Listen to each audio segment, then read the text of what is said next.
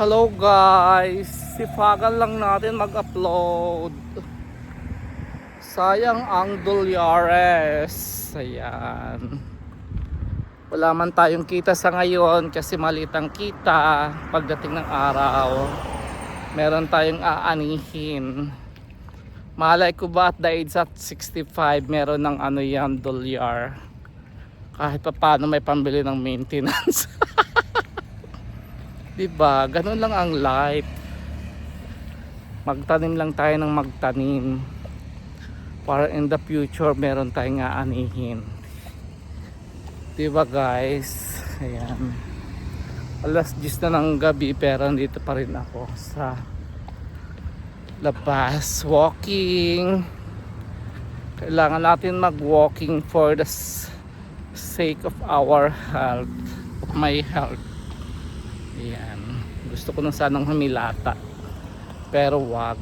Laban lang. Laban. Bawi. Ayan. 30 minutes walking lang naman. Okay na yun. 30 minutes. Dalawang ikot ng malaking quadrangle. Siguro mga 20 times ng malaking swimming pool. 20 times 20, mas malaki pa, 40 times ganyan, diba? Parang buong yung iniikot ko, mas malaki pa sa studium. Ayan guys, at least dito safe maglakad, walang mga tambay, hindi katulad sa ibang lugar. May mga tambay, nangahabol sila pag nakakita ng free tea. Dito wala.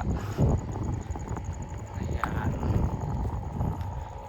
Pawis, mainit ang panahon, nasa 43 degrees.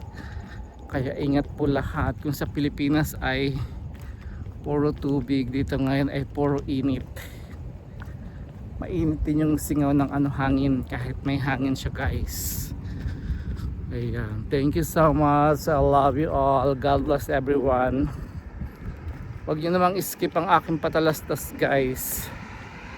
Kailangan ko ang sintabo nyo na tulong sa akin at the age at 65. Thank you. Bye. See you on my next vlog.